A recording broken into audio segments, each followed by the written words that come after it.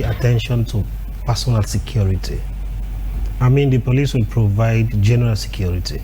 It is not the police that will go close your door or your windows. It's not the police that will check that one.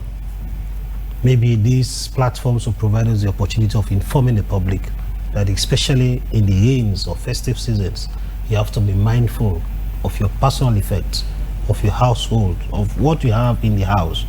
And even people that troop in and out of your house, you have to be very nosy about everything that happens around you. Beyond that one, you have to also ensure that you pay attention to what is happening in your community. And don't say it is not your business because you are not directly impacted. It could begin with some other person. Maybe it could end up with you. Bring it to the attention of the relevant authorities, the immediate authorities in your vicinity. It could be the police. Where the police is not present, there are local authorities. Bring it to their attention. I mean, there are toll-free lines. There are channels where you can bring your complaints. The police has always announced the 900 toll-free line. The National Situation Room runs on 119. If you think you want to report without being identified, you can do so using these kinds of means. Beyond that, report criminality. Report criminals, even if they are your relatives. Because if they are causing havoc onto other people and you harbor them, they might also tend to come after you. And if society, generally, your community becomes, inundated with criminality, you yourself will not be safe. So we expect exchange of information. We feed on information and intelligence, whilst we have our sources, our officers all over the place to collect information for us, our intelligence, and provide that for the good of the citizenry. We also expect that the citizens should play their own part. Also, there have been situations when police will actually have positive information and want to take action in the interest of the public. Some members of the public whose interest is being sought for will come to deter the functions of the police. That is not patriotic at all. So let us be nosy about what obtains around us. Let us pay attention. These things that are happening in Sierra Leone are not unique to Sierra Leone. Whilst we may not want to compare security situations elsewhere, but I will state that a crime index report across the Mano River Union, the ECOWAS region, Africa, and the world at large, Sierra Leone remains one of the most peaceful countries in the world. And for us to maintain that one, or to even go beyond that one, it will mean we all have to put hands on deck to ensure that we support law enforcement agencies in ensuring that we have a peaceful community, because we are aware that development will only thrive where there is peace. Without peace, without serenity in our societies, then it will be difficult for development to take place. Even where it has taken place, this one will be short-lived. So we appeal to members of the public that we have a responsibility. That is the reason that in the current security practice, everybody is brought on board. From the national level onto the local level. From national, Freetown, we have the National Security Council. We have, at the provinces, we have the provincial, the district, the chiefdom security committees. All of these are conduits where you have security personnel in uniform sitting together with civilians discussing the ordinary security concerns of that community. This is unique. This is very unique. In the past, it was not like this. So it means it is not people-centered security. Say, for example, the chiefdom, where we have chiefdom security committees. The police commander in that chiefdom will be seated with the paramount chief, who is chairperson of that committee, and they will be discussing security at their level, how to proffer, solutions onto their common problems. So you have a channel, you have an opportunity. If you're a bike rider, if you're a motorist, you are doing A, B, and C. The IGP stated that, and I quote him, if you see something, say If you see something suspicious and which you are not satisfied about, bring it to the attention of the immediate authority within your vicinity. And we always keep our informants anonymous. We don't announce them to the public. That is why all of these lines you call, you don't need to introduce yourself. Just tell us the area where these kinds of things are happening. They'll be there to support you. On border security, I mean, borders are created not by physical barriers. Borders actually should be created in the minds of people. If, for example, I know that going to Guinea, for example, a neighboring country, I require to pass through this particular route. If I now go bypass that route and do something else, then I'm in breach of security. The reason for the creation of borders is to just ensure that there is demarcation. None, I'm not aware of any country in the world that has faced its entire border landscape. It's almost impossible. It's almost impossible. But what should be noted is that as long as what you are engaged in is nothing criminal, there is no need for you to begin to bypass the required structures for you to go from point A to point B. We have borders are classified into classes A, B, and C. Class A borders are those that are manned 24/7. All of the apparatuses are present. Class C are less manned. Class B are less manned. Class B could even be footpaths. Say go between us and Guinea, between us and Liberia. There are lots of footpaths where people do daily activities. But those kinds of places, the culture, the intermarriages, the trade relations among those people will not even make it prudent to have barriers among them, because you'll only be separating families, you'll be separating people. But what is important, that even if it's a footpath, even if it's an air route or a sea path, you have to do things that are within the provisions of the law, because every country thrives best when the laws are followed to the latter. Lastly for me, Abdul, we're rounding off. Is there any sort of update on this younger stuff? I mean, after the high-power delegation had been stopped from entering that place, I mean, last time you were here and we were discussing it.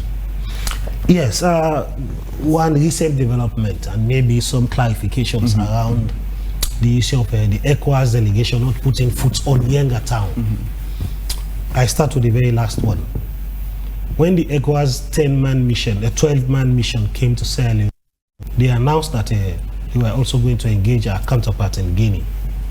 But they wanted to start with us because Guinea is expecting to have a referendum on their yes votes kind of a thing. And so they had asked for some time to be given to them. And so the ECOWAS team moved to Sierra Leone, had engagements with all of the relevant stakeholders, and they now moved on to the community to do an on-site visit and assessment.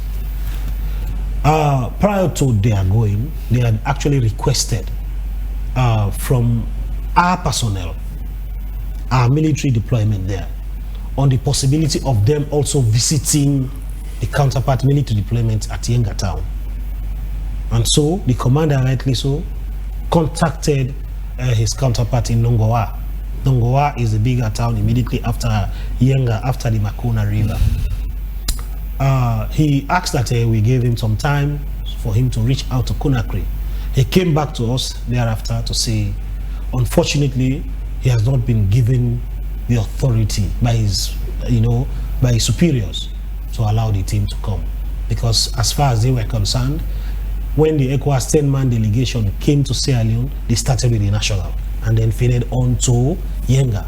And so they will also want to have that same kinds of patterns, starting from Conakry, Wekedu, and then onto Yenga on the ground itself. So that was understood. But the mission itself was very successful because they spoke to all of the relevant players. They got all of the document that they required from us. The National Security Coordinator provided that for them. After all of the global explanations, the Minister for Internal Affairs, the Honorable Morilenge Esquire, led the delegation. I was also part of that delegation. But during the course of the visit, we interfaced with the displaced persons, the people that were actually residing on Yenga soil, in Yenga town. They had a lot of concern that they brought to our attention. We came back and reported to the authorities. On Saturday, 2 or 3 days ago, the Chief Minister led a delegation of ministers, members of parliament, and some development partners to Yenga, to Kwedu, to listen to the cries of the people in terms of their immediate needs, future development prospects, and what could be done so that when once we resolve Yenga, will not have this back and forth that we've been having for over 2 decades.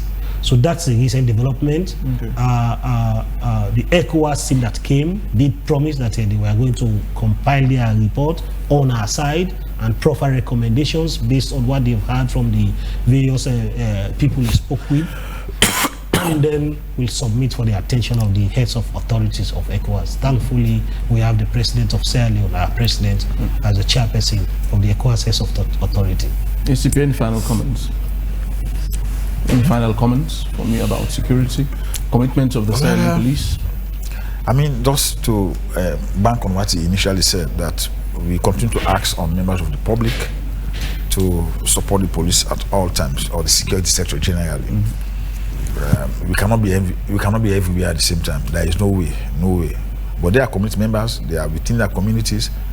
When they suspect anything, or they suspect, like I said, sometimes you don't wake up in the morning and you just see a madman, and then you begin to say this is a madman. Or sometimes some people they're not mad, but they're there to source information. So I'm not saying you should beat that madman, but you have to be suspicious. Watch the movement. Maybe at night they take off these rags and then go and do things which are not right.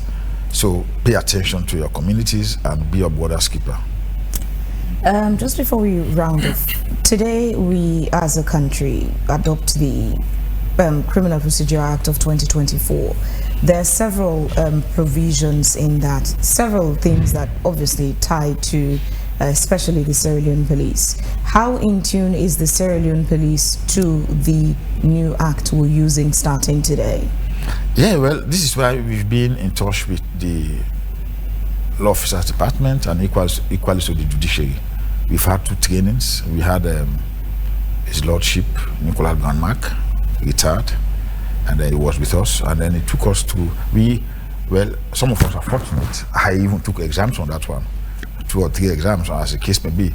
So I was tuition, and I know what is there, and we've been engaging the IGP, we've been engaging authorities, let them know what is there, especially on the issue of trial by ambush. And trial by ambush is no longer going to be applicable. It means if there is a file, and then you want to take that file to court, you have to photocopy the file and give to the other party, so they know what you are going to present against them, and they now know how to defend themselves.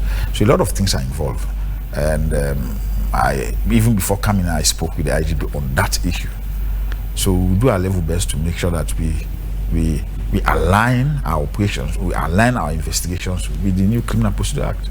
If we don't do it, then we are in default. The police itself would tell you ignorance of the law is no excuse. No, there is no ignorance. It's not necessary to come in here. That's the premise. The police would say ignorance of the law is no excuse. Yeah. But sometimes what you find is, even from individuals like yourself who sort of speak on behalf of the Sierra Leone police, sometimes the engagement you have in public via the media, some of your colleague officers are not even in tune with that information. True. So again, it comes back to ignorance of the law is not an excuse. The public is expecting now that the Sierra Leone police, in its entirety, every officer who works within that institution should have been briefed on the Criminal Procedure Act of 2024. So everything they do should reflect the new act. Not a situation where the act is one, you go to a police station, you have in confrontations with police officers who will tell you they don't even know, they're not aware, which is often the case in the country.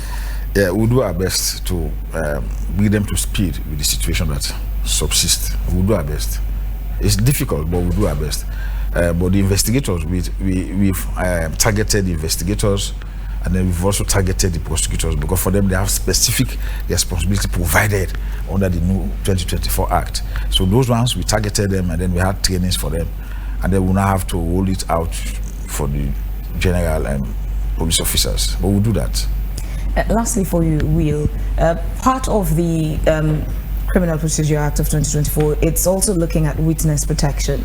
Yesterday we had in the studio Koji, the coordinator from the justice sector, and he said that they have been working with, you know, all the MDAs and relevant institutions that work in that sector. The question now that has not been answered is, first of all, administrative adjustments. We just touched briefly on that with the Sierra Leone police, getting the rest of the members in tune with what the Act provides. But in this area, infrastructural complementing facility, those who would come starting today that we've adopted it, who would require witness protection, what's the infrastructure for them? For some people, especially whose witness protection need to escalate to a point of even changing their address, providing a safe home for them, what's the infrastructural complementary package to adopt the new Act? So it's nascent in the sense that it has been reviewed comprehensively. Of course, after the review, it means a lot of new things have been brought on board, for which there has to be some complementary infrastructure. The engagements will continue, where we need XYZ infrastructure in terms of enhancing witness protection, because it's not new. Those infrastructure will be made available.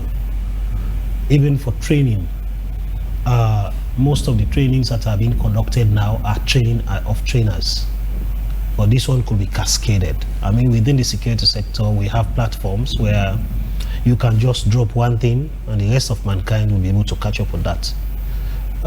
Whether it's the ONS, whether it's the correctional services, the National Fire Force, or the Sierra Leone Police. Of course, for the Sierra Leone Police, there is a whole training school for that, the same for the military, and the ONS, and all of us have common platforms where even if you are not directly being put into a classroom to be taught A, B, and C, there are opportunities for you to still understand what obtains within the sector.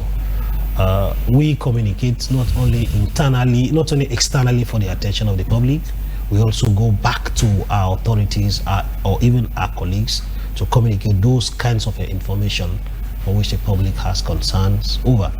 So for infrastructure, I'm sure the judiciary, which is the institution that will actually be dealing with these kinds of issues, will be able to put those infrastructure in place to ensure that the witnesses are protected. Because it's important, if witnesses feel threatened or feel insecure when giving support onto the judiciary, it will make prosecutions very difficult, because you don't have them to cooperate with the process. So those structures that are meant to protect them will be ones that will be given priority to.